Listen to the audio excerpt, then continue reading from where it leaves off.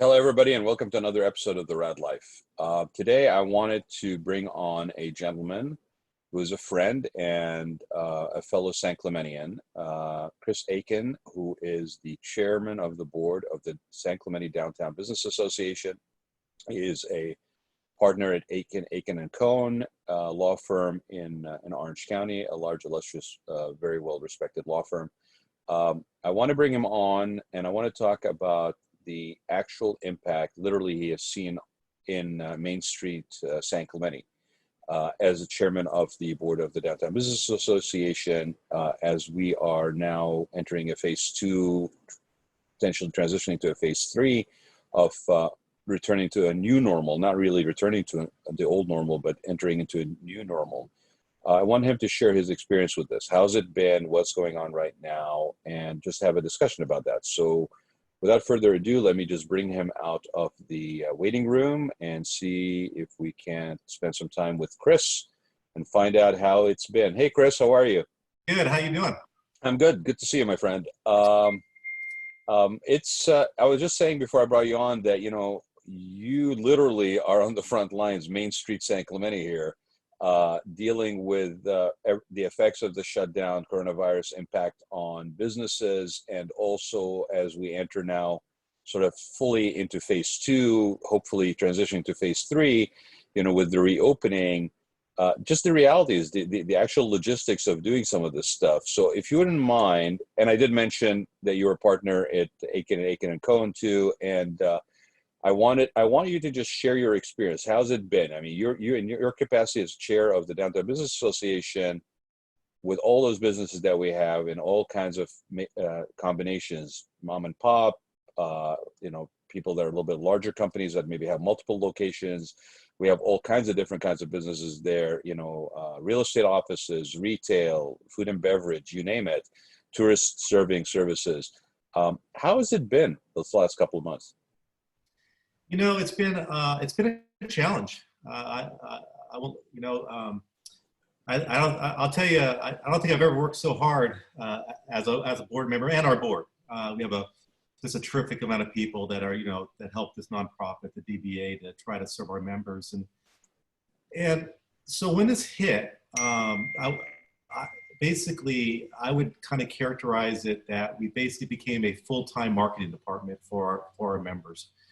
Our members really did not, a lot of them did not know how to deal with it, whether it's retail or restaurant. I mean, restaurants, were closed down. Retail went to curbside, and then that's kind of developed as we go. But we've been trying to be really mindful, basically, to figure out how to market our businesses in this time, how to encourage them to be creative, whether it's online, whether it's we've done all kinds of things. We've done webinars. We've done free webinars. We've done business spotlights, anything virtual pop-ups. We've done everything we could do, basically, to bring their store or restaurant to the community again. Because one thing I absolutely believe and experienced in San Clemente is that we support our local businesses. I think there's a lot of passion out there for that.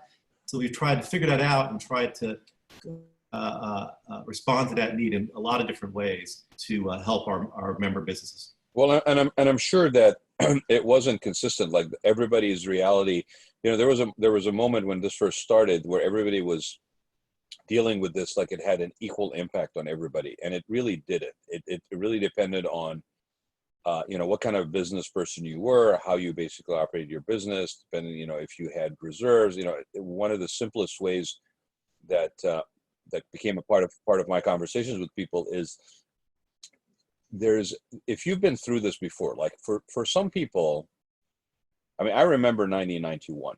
I remember the real estate market basically tanking. I remember that we were lucky in California that we were on the end of that cycle, and so it didn't last too long, but it really lasted a lot longer across the country. I remember in 2008, that we've been through a number of these, not this global, not based on a medical situation or a medical crisis, but we've been through these. So if you're a business person that's been through a downturn before, you probably have a couple of things going for you. You probably have been operating your business with a certain amount of, residual memory of that in mind, probably. And so making some decisions in terms of reserves and maybe, how you basically handle your inventory, how stretched are you on your credit lines and so forth. And another layer is you also remember that you came out of it. Like you realize that you survived those and you will potentially survive these if you make the right decisions at the right moment. For some people, 2008 was 12 years ago, right? So some people may have been in business for 10 years and never really faced this reality. And the way that the economy had been going, it almost seemed like the party would never end. Like, nobody was ever going to show up with a bill and we'd just keep partying all the way through. I mean, for you and I, what I've been saying, Chris, is it reminds me of the 80s to a certain extent, like prior to this. Like, the party was never going to end. It was just going to keep going. And then somebody, like just in the 80s, shows up with a bill, and the matter of who's going to get stuck with it. And now, with coronavirus shows up, and that's the way they're carrying the bill. So a lot of people, I think, at the beginning thought that everybody was impacted the same, and obviously it wasn't. And you're dealing with a lot of members of the DBA. You're dealing with a lot of people from different perspectives. Some of them own their buildings, some of them don't. How difficult was it? I mean, you got to probably customize these assistances, right? I mean, you couldn't really deal with everybody the same way. No, we obviously looked at the different metrics. I mean, in a downtown, obviously you certainly have a collaboration of retail and restaurants and service industries. So you're right. I don't think there's a one size fits all approach. However, what we did notice is that there were certainly some businesses that were just naturally just unprepared. They maybe they didn't have an online presence. Maybe they didn't have basically some of the skill sets. So what we tried to do, and we are doing at the DBA, is really try to supplement that and try to create value for our members. And so tell me more about that. What specifically have you guys been doing? Yeah, so I would say we've done a lot. I'll tell you, at the DBA, and I want to do a particular shout out to two board members, Vicki Wilson and Denise O'Donnell. Vicki's from Tax Pros, Denise is from Free Dog Bakery, and also some of the other board members. We basically, I will say there's been more creative ideas, and I think we provided more value to our members, frankly, honestly, than we ever have. And it's been a process. As far as the things that we've done, we've tried to make everything virtual. Let me give you an example. We've had now 2 virtual pop-up shops and going on a 3rd. Mickey, board member from Mickey's on Del Mar, and yeah, she's been on the show. Yeah, Mickey, and then we had Fiorina, a great retail shop right on Del Mar, that they did virtual pop-ups. So basically, it was a Facebook Live event that came into their stores when there's nobody in there that they would sell, and basically that they could promote their business. And we're going on our 3rd coming up. We've done webinars basically every week. I've moderated a webinar every week. I guess I'm doing a little bit what you do. Maybe not as effectively, but I. Oh, stop. But I've been trying to become a Zoom master. And so we've been doing Zoom webinars and basically offer free webinars at what we think that will help them. We've done e-commerce. We've done a reopening one with my board member, Javier. We're starting to do a series that's coming up starting next week, where we're going to focus on restaurants, retail, service, and what are the rules of reopening, and what are some of the things you consider. And so from DBA, it's been, I think our nonprofit status and really helping people has been on its height, and other than that, I mean, we've done, through our e-newsletters, through, we've done, business spotlights. We've actually gone to the businesses. We've done a free promo video for them. And again, doing an interview like this, I've talked to our business owners and allowed them to go to our DBA network and partner with the Chamber of Commerce through the SAC Strong. So we've done a lot of, basically every creative way. Yeah, you've probably seen that at San Clemente, at Stay Strong. Basically every way we can to partner, to promote our businesses in ways that maybe they haven't thought of. We tried to step in and do absolutely everything we How, can. how has it been, Chris? I mean, how has it been well received widely? Are there still people that are somewhat hesitant maybe to embrace it? I mean, it would only be understandable. I mean, the nature of the downtown or any established, similar environment, there's a lot of multi-generational business ownership. There's, the way that we've been doing it. There's also, I think, a certain level of satisfaction with what level of success you're okay with, because, you're not necessarily operating like a large corporation with set targets every quarter. Like, the motivations are a little different. How has it been in terms of the receptiveness? Have people been receptive to it? It's really interesting. It's been mixed. I mean, the businesses that have engaged have been very, very appreciative. I think they've seen the value, et cetera.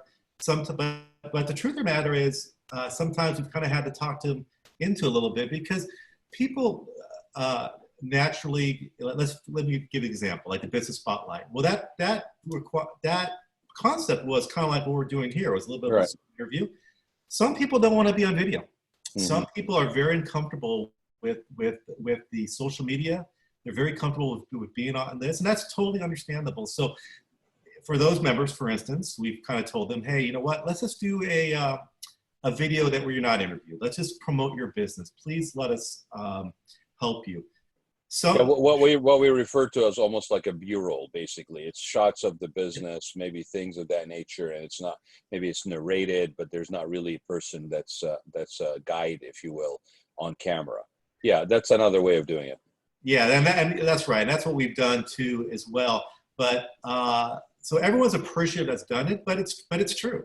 There have been a lot of members that maybe feel stuck, and they just don't look at the value of it, or they're frankly just so busy trying to keep their own business open that they don't engage some of the free stuff basically that we've helped with their businesses. So it's true, there's still some reluctance out there.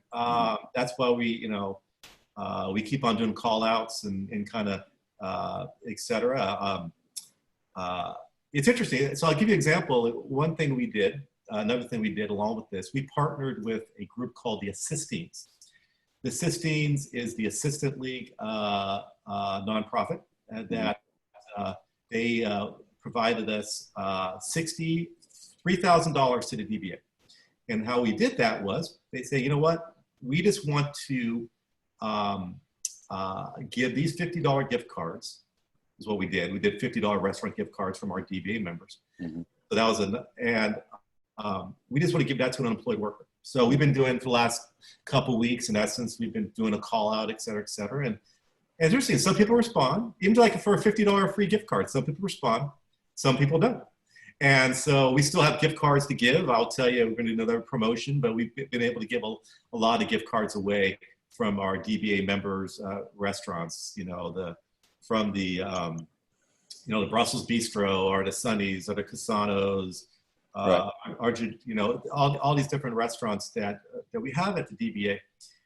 We purchased these gift cards, and we're going to give them out to unemployed workers, and we have. But even that, even a free gift, we're still kind of getting the word out, because I think and trying to do that. So it's just, as far as the level of engagement, I think it's been back and forth, and we continue at the DBA try to figure out ways how to help our members, how to engage them so they see it. Well, it's funny, because I'm thinking about it just as you and I both know that, I've been around town long enough.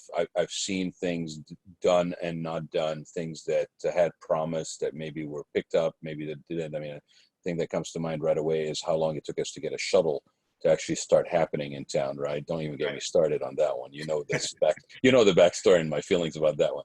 But I'm glad that it's actually running. And it came up again in conversation yesterday when I had shared about how some cities are looking at dealing with the social distancing seating, because food and beverage, or a lot of places that are of that nature, cafes or restaurants or bars, whatever, the current guidelines are by virtue, it's kind of a catch-22. It's like, by virtue of social distancing and the 6-foot requirement, pretty much every other table or every other booth is out of commission. So you're operating at, let's say, 50% capacity at best, right? It may even be less.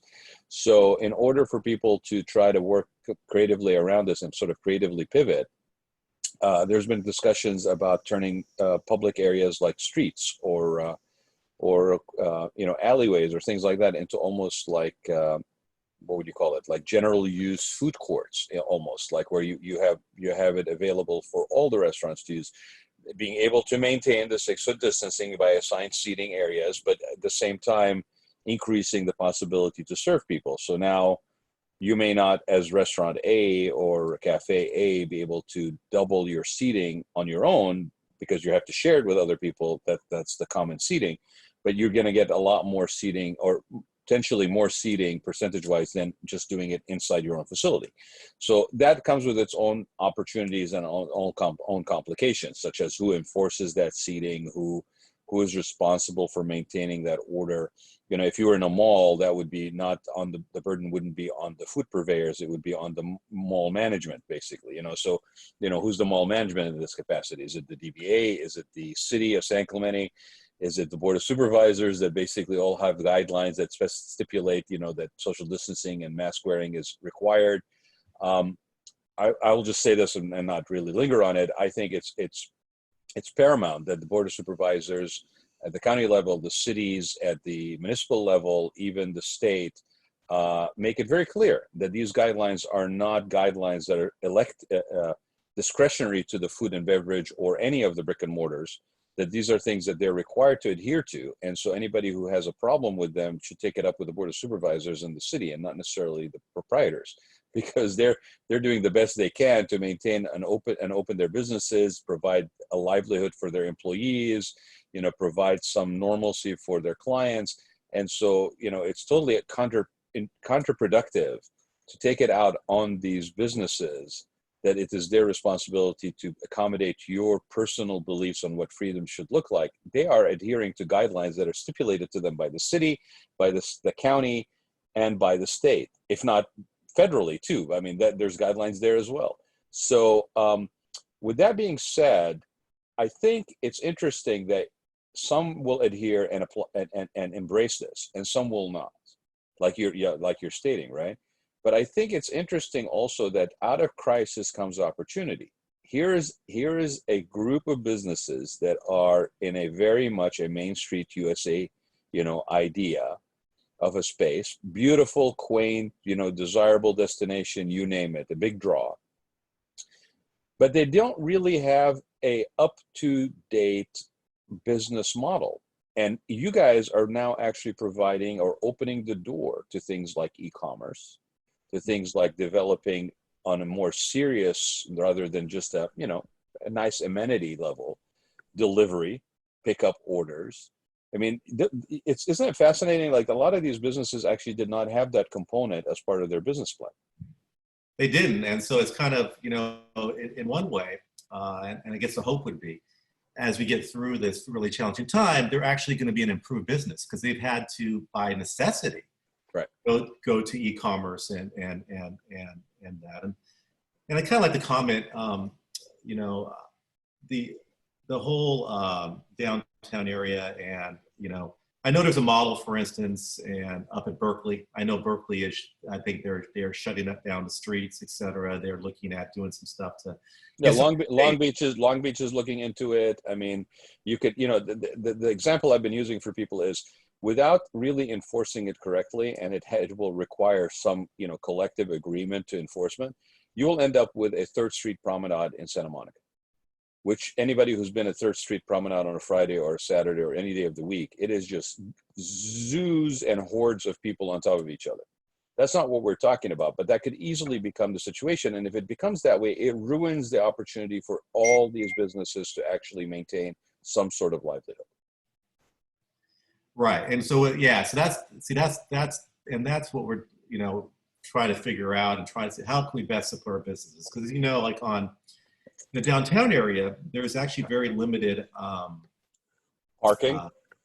There's very limited patio area. There's very limited outside seating. It's a good thing we have a shuttle, isn't it? Exactly. But there's, because of that, and because the businesses could be of a smaller nature, there's just some inherent challenges. And I think we really have to look, at our footprint and figure out how are we going to support our downtown businesses? How are we going to do that? Is our mind open to looking at things differently? Because I mean, if you're like, if you're a restaurant, I'm a restaurant owner, and that's another thing I do as far as at H.H. Cotton. Shout out for H.H. Cotton's great restaurant.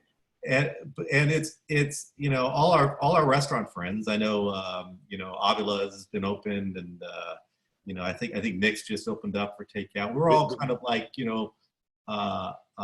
we basically all become takeout restaurants. Yeah. And like for us, I'll give you an example. We have a side window, and that's kind of become our ordering window. Mm-hmm. That window used to be just a nice, pretty thing to look out in downtown. Mm-hmm. Now we're a takeout restaurant ordering and et cetera. And so we're trying, in our place, all the management's, very responsible. It's all mask wearing. We try to be as safe as we can be.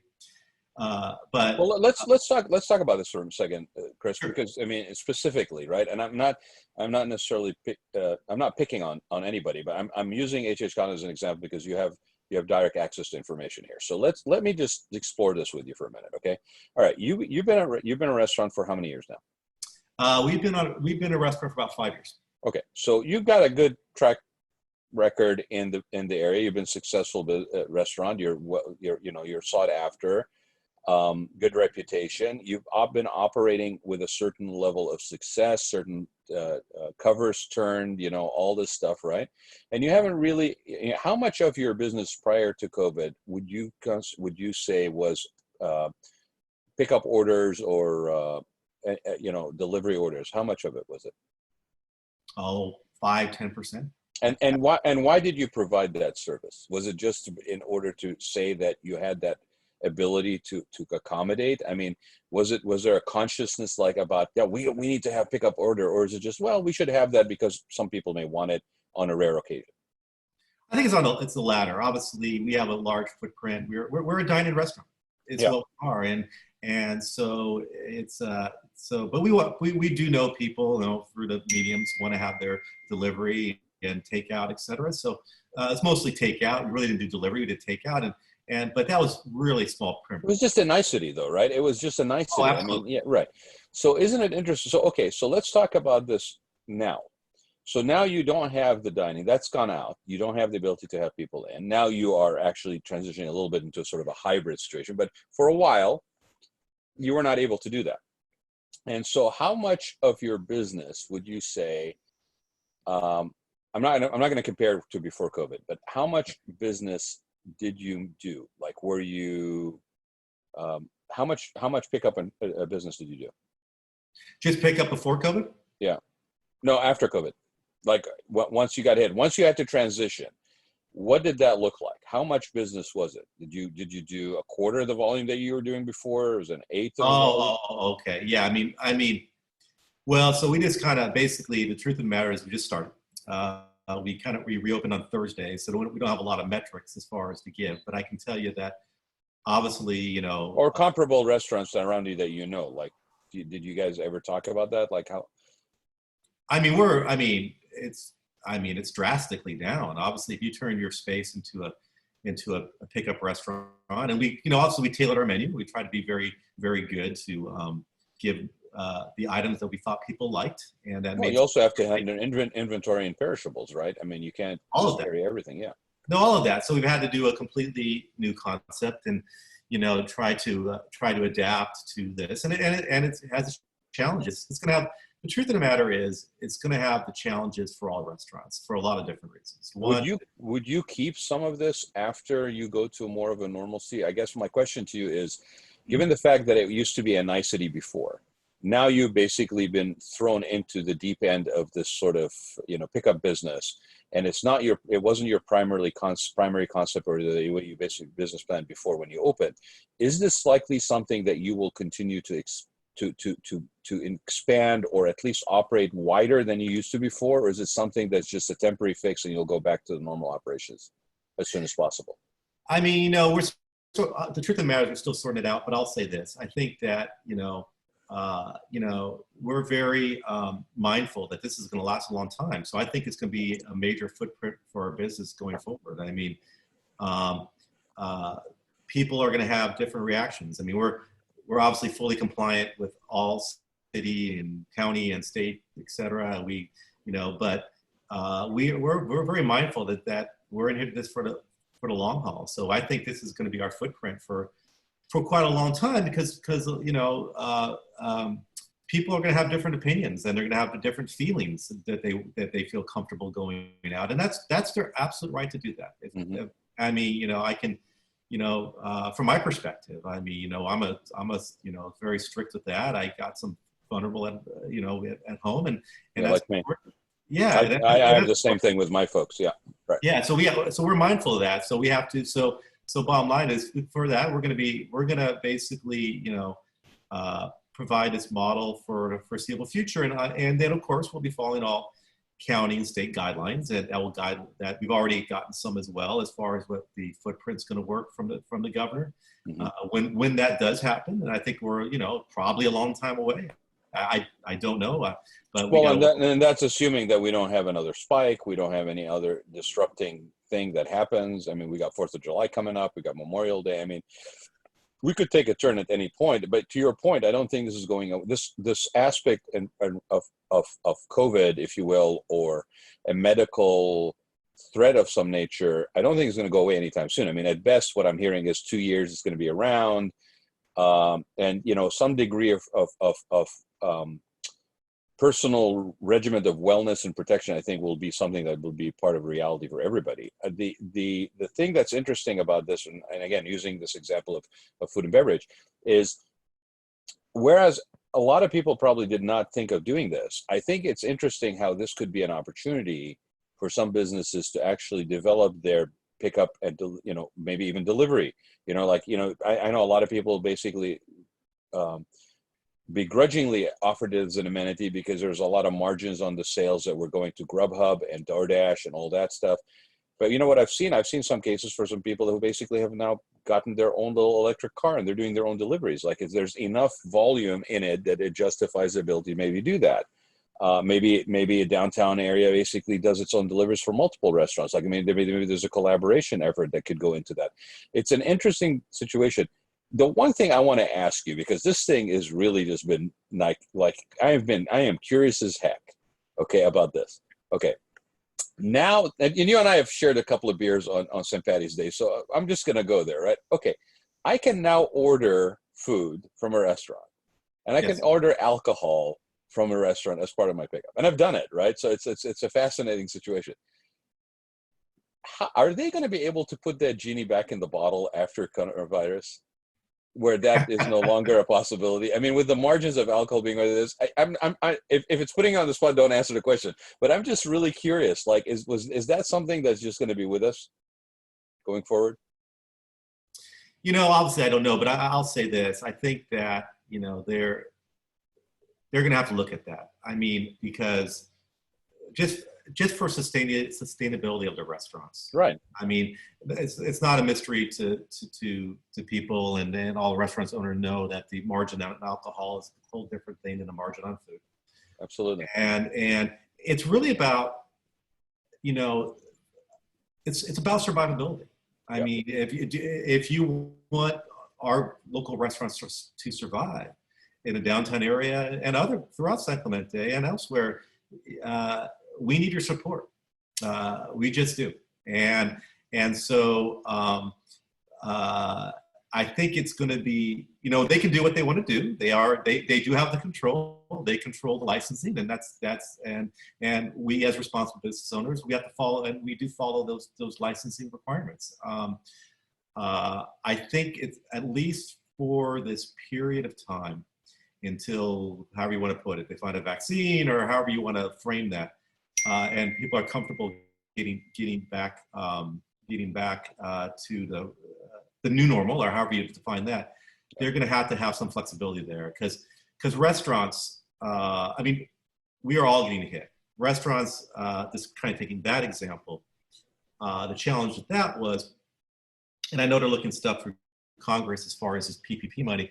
I mean, that's a challenge in itself, because if you're lucky enough to get the PPP money, Yeah. they want it on payroll, but that's not our issue. Our issue is spending the money on keeping us going, keeping, we pay our employees, we bring in employees that we can, but our staff is quite limited because it has to be. It's all based on sales, and so. Let's let me explore that with you too as well, because I have some friends that actually have been sharing this with me that are in the restaurant business, and they're saying to me that they got their stimulus or emergency funding for that to try to, and the premise was that if you had, let's say, 10 employees, is that you have another 10 employees now that you got the money, and you paid that basically covers pay, or supposed to cover payroll for 2 months. And Right. so one of the difficulties I've been told, and I don't know if this is something you've experienced as well, is that because there's also unemployment benefits that are being issued, sometimes it's not as easy to get people to go back to work. Right. Like, some people are having difficulty getting those people back to work. So now, if you can't get them back to work, those businesses are now saddled with a loan, basically, that is not forgivable. And so that, again, depending on the nature of the business and how it's structured, could become a problem as well. I mean, this is not not an easy path to navigate, and there's so many layers to it. And so again, I go back to this, this premise that I've seen, unfortunately, some people take it out on the businesses when it comes to them needing to maintain, or to be in keeping with guidelines that are dictated by the state, by the county, by the cities. If you're interested in supporting businesses that are brick and mortar mom and pops, businesses that have been sheltered for the better part of the last 2 months, and now they're having an opportunity to basically stick their head out of the ground and maybe take a breath, you may want to think twice before you come down on them for basically doing exactly what they need to do in order to sustain their livelihood and those of their employees. It's not them. You got a bone to pick. Go to the board of supervisors, go to the city council, go to the state. But if, you can't say, I support the businesses reopening, please reopen right away, and then basically find fault with them, because they're doing everything they can, regardless whether the food and beverage. I mean, I've seen sad stories with just retail. You guys are under a lot of stress to try to make this happen. And unfortunately, the truth is, a lot of businesses, or not a lot of businesses, but some businesses, hopefully not a lot, are not going to survive this. It's true. I mean, what businesses, I think, are analyzing, I can't speak for all businesses, but I think all the businesses are analyzing is, it's more about survivability. It's not about, like, I think that's a major, major worry for them. And so I think, downtown, for instance, I mean, we have a lot of very responsible, business owners that are, they're following the guidelines, and they're trying to navigate their way. As far as the loan process is, it's complicated. It also depends on what type of business you are. For instance, I think if you're a retail or service business, if you're doing taxes versus doing selling retail versus restaurants, one size does really not fit all there. I mean, for instance, and that's why, like for restaurants, for instance, it's particularly difficult because payroll is not the issue for restaurants. It may be the issue and really helpful. It's helpful if we can use it, but you're right. Do you want to use it? Because you have 8 weeks, and so I know they're looking at restaurant riders apparently and trying to figure that out, which is important. But one size doesn't fit all, and so you're right. You don't want to be saddled with a loan that you really can't use and really doesn't help you. And so it's some very challenging things for business owners to navigate. Well, and nail salons and hairstyling and all that stuff has a totally different reality as well. I mean, how do you maintain a 6-foot distance basically in providing those services? I never understood. I mean, how do I do nails with 6-foot distance? How do I do hairstyling with 6-foot distance? I mean, sanitation, or so not sanitation, but sterilization, hand sanitizers, stations like that. You're supposed to give your employees an opportunity every 30 minutes now to go wash their hands while they sing happy birthdays. That's long enough that they've washed their hands. I mean, I'm being a little flippant about this, but the actual logistics of pulling this stuff out. I look at some of these guidelines and I go, how exactly are you planning to implement these? Because it just, in some cases is not applicable. It's not a one size fits all. No, it isn't, and that's why kind of going back to the downtown business association. One thing I do want to kind of highlight that we are going to start. It starts not this Thursday, but next Thursday. We are taking each of the modalities. For instance, restaurants, retail, service industry, and we have a guest speaker. One of them is a board member, Javier Carbone, who's a board member here with me on the DBA. And he is and Shannon, they're going to basically take each sector and give you guidelines. And we're going to do a webinar on each particular sector. And we're going to open it up to all businesses. And we're really going to try to do a value so people can ask their questions. Because the truth of the matter is, it gets confusing. There's a lot of information that goes out there. People are trying to do the right thing, but they have challenges that they have never ever dealt before. We've never had to deal with social distancing as relates to call the restaurant. Retail's got to figure out they've never had to deal with these things before. Right.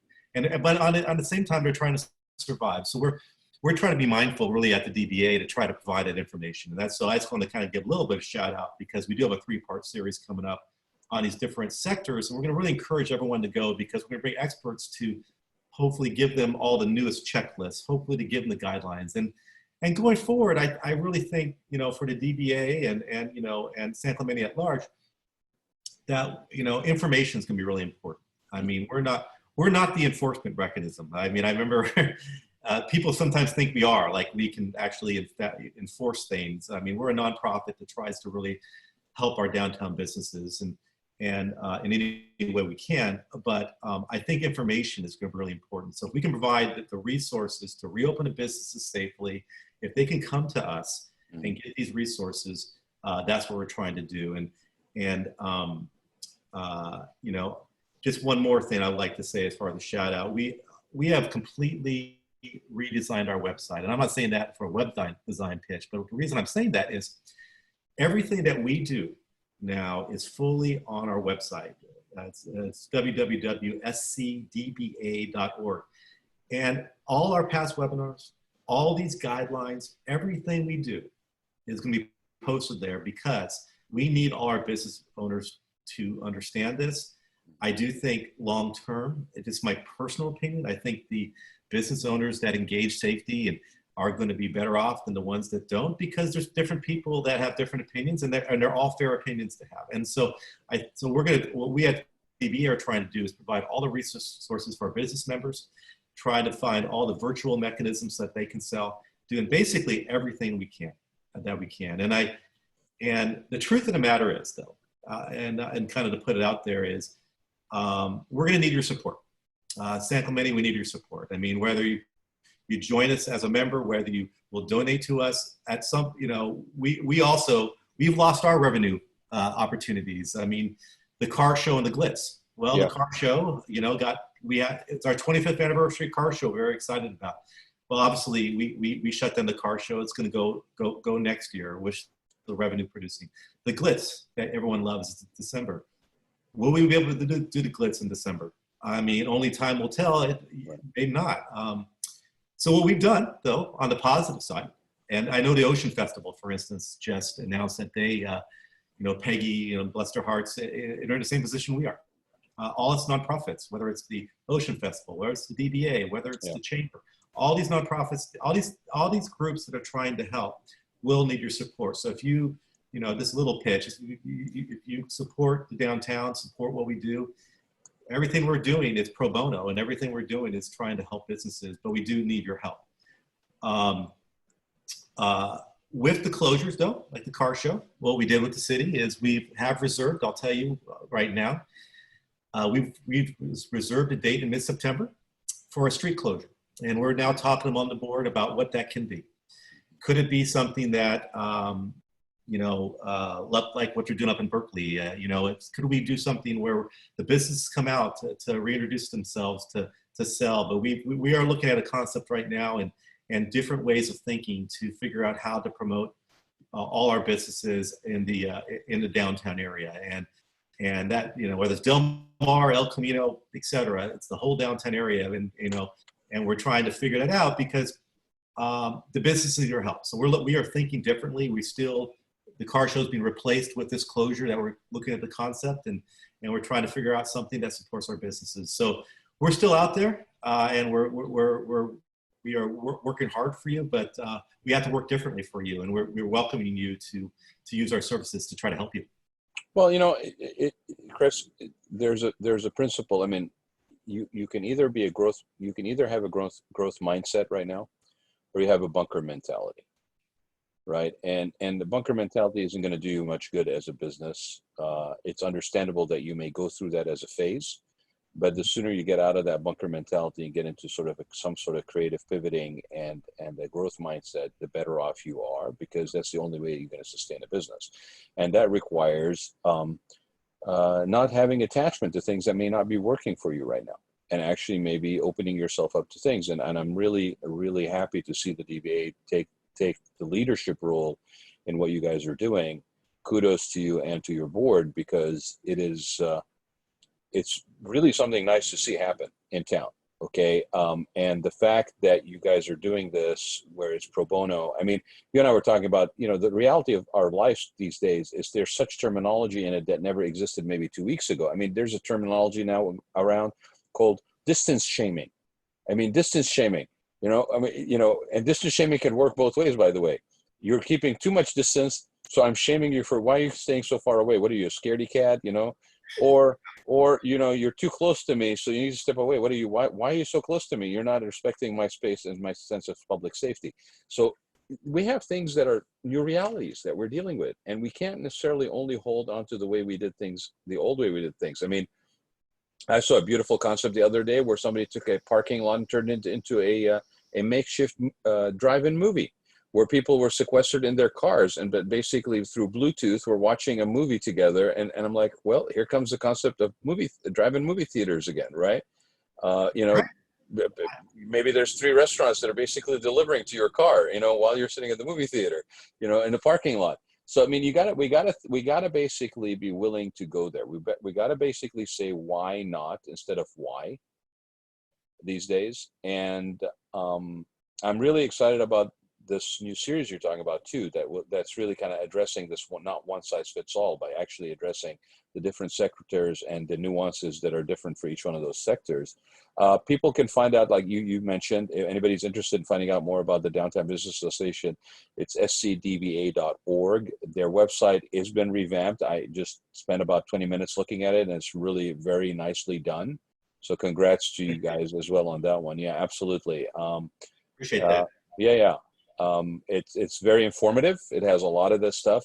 Obviously, it will have more as you guys develop the digital content going forward.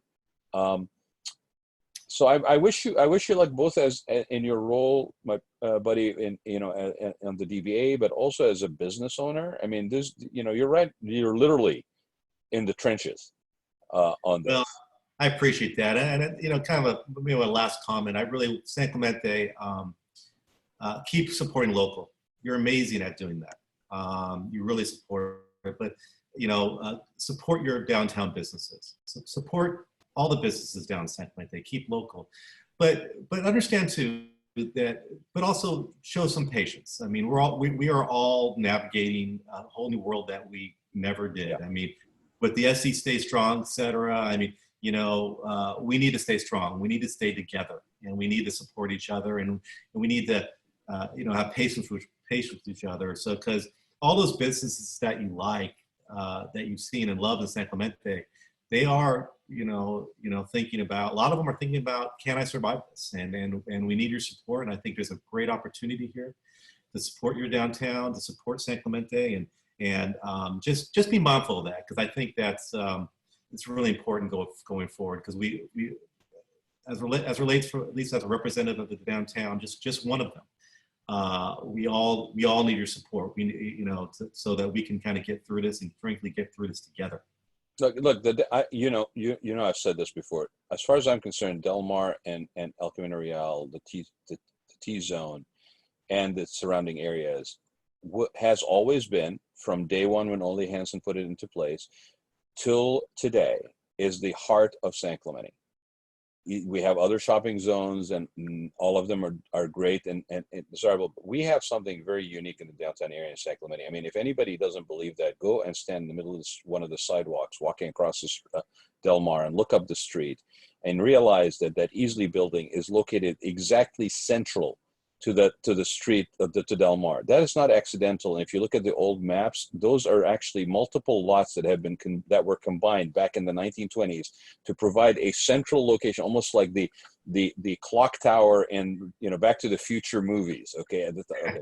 we have a very unique. Don't get me started on the history. You know me, right? So I know, I do. Yeah, but there, you know, and I'll just say, go find out why it's called Victoria's, why the street is called Victoria, and it's got nothing to do with Queen Victoria, and that's all I'm leaving you with. But it has something to do with it has something to do with Hamilton Cotton, by the way. But I know very well. You know very well that. So let's not, don't give it away.